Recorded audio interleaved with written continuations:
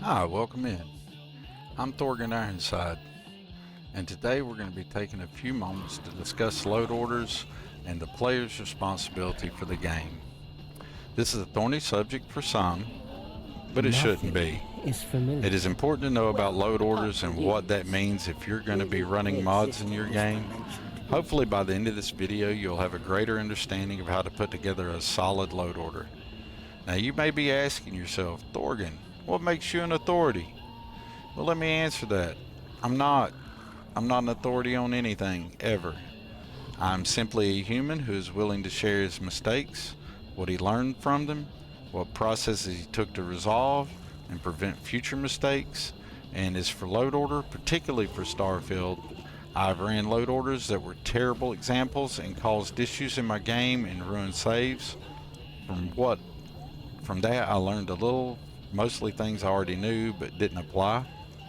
I wasted time, quote unquote, fixing my load order and not really applying the things I'd learned. Like many players, and yes, many content creators, I too took a lackadaisical approach to my load order for the longest time. Mainly because early in the modding process I got lucky and didn't have any conflicts. As I played and enjoyed more mods, like most players, I discovered more mods than I wanted to play or try or review. Occasionally half-hearted attempts to place new mods into the load order and place them accordingly.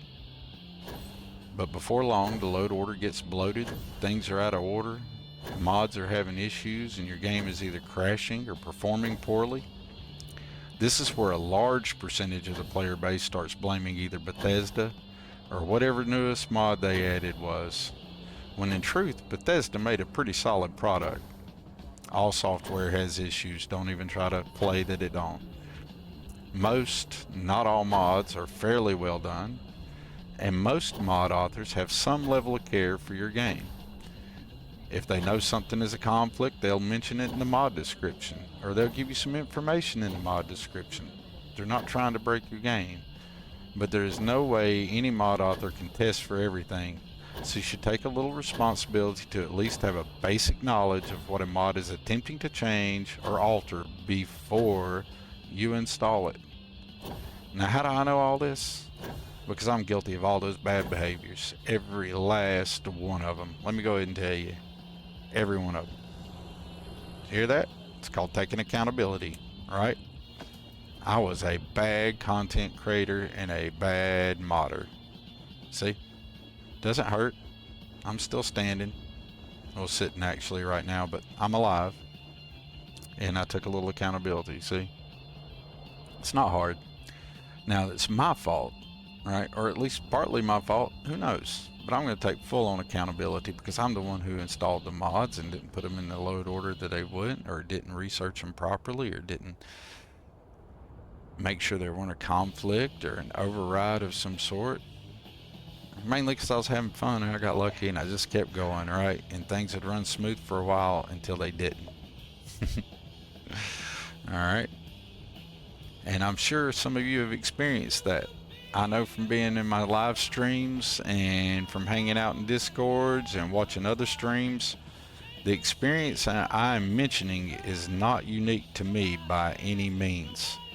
Not even close, right? More people have experienced it that way than the other way. But also, lots of those people start blaming Bethesda and mod authors, when in fact, they should just take a little look at how they have done things. And after they do that, they can fix them. So let's take a look at that, alright?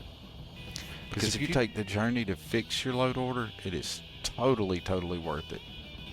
And after you fix it, and you totally follow it, and you fix your load order correctly, if you maintain it with that same mindset going forward, like now that you have a solid working load order, when you add a new mod, you're going to add it and put it in the correct place to begin with, right? And then things just keep going smooth from there, hopefully. Alright. So I'm going to start with the disclaimer. Eventually, I sought some help with my load order, and I discovered it at the Dark Star Discord, where I found a pinned post by one of Starfield's more well-known and respected mod authors an absolute boon to the community. I felt they had a knowledge of the game and how the mods work that was greater than the knowledge that I had.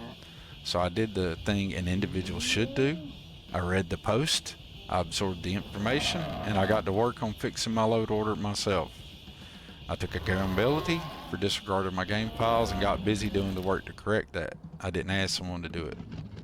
At the time, I was running around 400 mods, so it was a process. I mean, a process.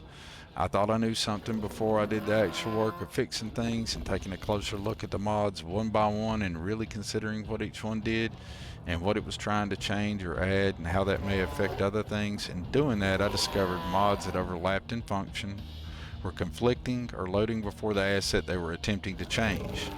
It's an absolute credit to Bethesda Games that my Starfield ran at all. It was bad. I took the information I'm about to share with you and rebuilt it all, making the hard choices on what to keep and remove and how to put it in the right load order, right? But the main thing is I took the information that was provided to me and I put it to use, right? And I didn't blame nobody else for my fault. So all this information was taken from Ogre's pin post and in just in my words and some additional thoughts. So I took his post. What I'm about to be reading to you is basically his post reworded and some of my own thoughts thrown in there. Not the whole post, but the part for the load order that I wanted to make sure people got that information out there to them, right? So without further ado, first things first, when modding, the most important thing to remember is last load wins. Keep that in mind, folks. Let me reiterate that. Last load wins. One more time for the folks in the back. Last load wins. UI mods, they touch absolutely everything, right? Now, while the UI doesn't usually directly touch things that can affect other mods, the other mods can change what the UI sees and does. So you want to keep that in mind. The UI is going to get loaded last or very close to last. I know a lot of people wouldn't even consider that. I didn't before I read Ogre's post. I didn't even consider that. UI is one of the first things I change when I mod a game. But now considering that, and it makes perfectly good sense, I'm altering the way I do that. Alright, now next up, load the community patch. They try to fix core problems, so great. It's very rare that anybody, brings one of the bugs back in, so we're good to load that early. And I know there's debate about the community patch. Personally, I haven't had any issues with it in my load order, so I'm keeping it. To each their own. I've tried it in the load order and out of the load order, and my game runs better with it in the load order, so we're going to hold on to that personally. Alright.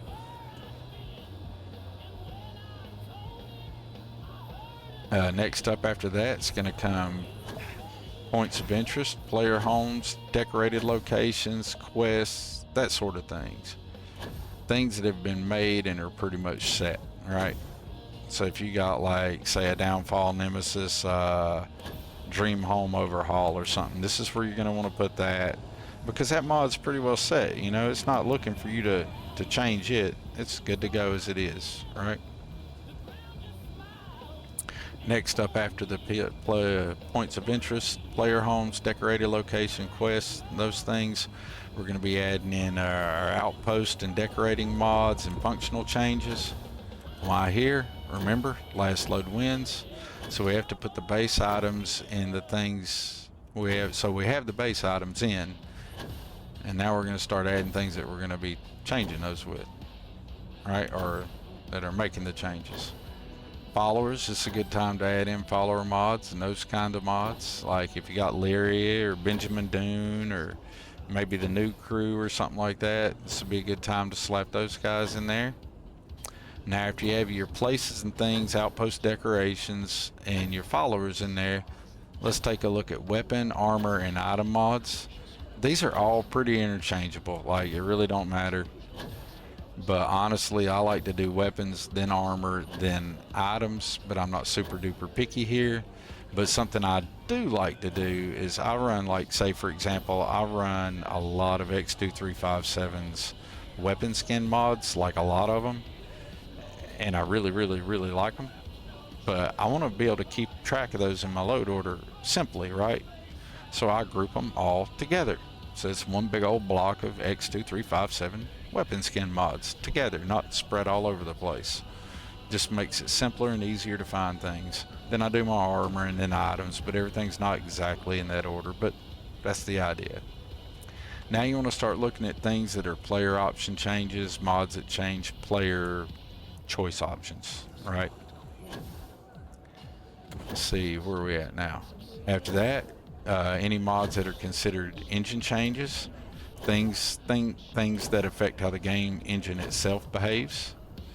And now it's absolutely time to add in the thing that seems to trip people up with Starfield modding: ships. Everything ship related comes here. How you do this matters, so you should pay attention. What you're going to want to do before you add any other ship stuff in is first you want to add in the manufacturer mods that you've added, right? Say maybe you added in Deer Tech or Matilda's or Kusirayu Habs, Stem Habs, Starfall, something, you know, whatever. Say you added in any of those kind of mods, or maybe in the future some Ironside intergalactic mods. We can only hope. But this is where you're going to want to put them, okay? So you're going to want the manufacturer or system, ship system mods right there. All right, and then you're going to follow that up with the things that affect your ship builder, right? So now you got all your ship stuff together. And you're going to also want to make sure you get all like your ship merge, flip, you know, all your ship builder stuff right there. But do put the manufacturers first, because those are some of the things that you'll be changing, right?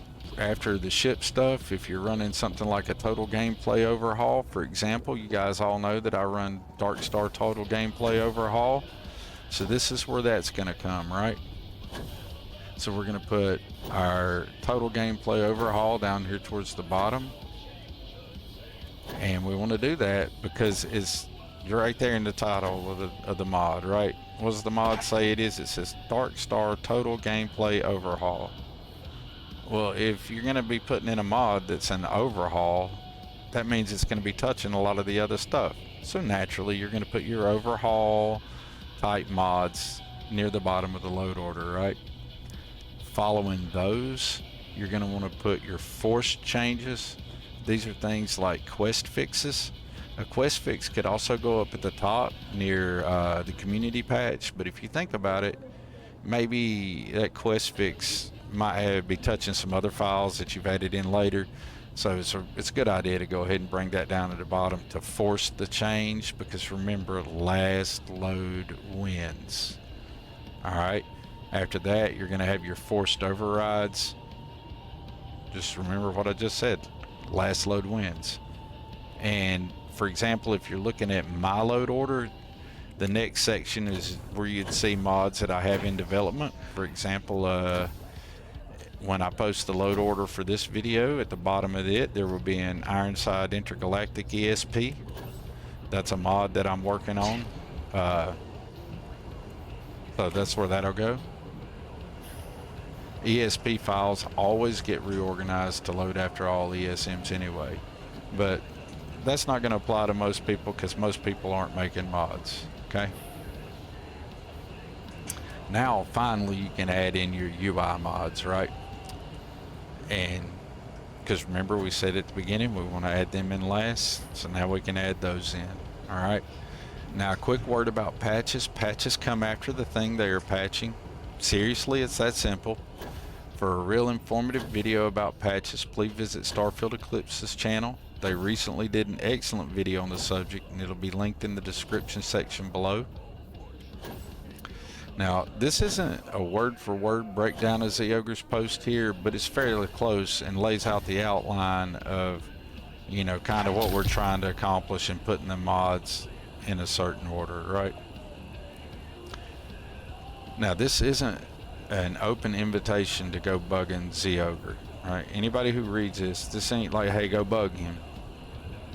They were kind enough to post their load order on the Dark Star Discord and pinned it and breakdown and an information to help the community, to help the greater community, Starfield people who are playing the game, people who might eventually run their mods, right?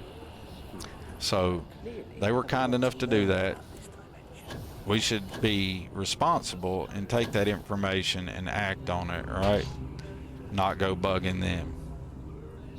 That's my personal thing. Now, Ogre may feel entirely different. Maybe like, hey, come on, I don't know, I didn't ask him. I was sitting here thinking about load orders, and I was like, you know what, I need to make the load order video. And that's where we're at. But I did appreciate what Ogre put out there for the community, and that's why I'm giving them all the credit for that, right? What they did, I know for a fact, has helped a lot of people, and they deserve some kudos for that, right? Hang out with our Xenos here for a second. Like for me, for example, Xenomaster is a huge part of the game for me, right? And Dark Star Total Gameplay Overhaul, both those are very important to me as far as the gameplay experience and how I want to experience Starfield. So for me, you'll notice in my load order, they go very near the bottom, both of them. Some of the last things that are loaded in my load order besides patches. All right.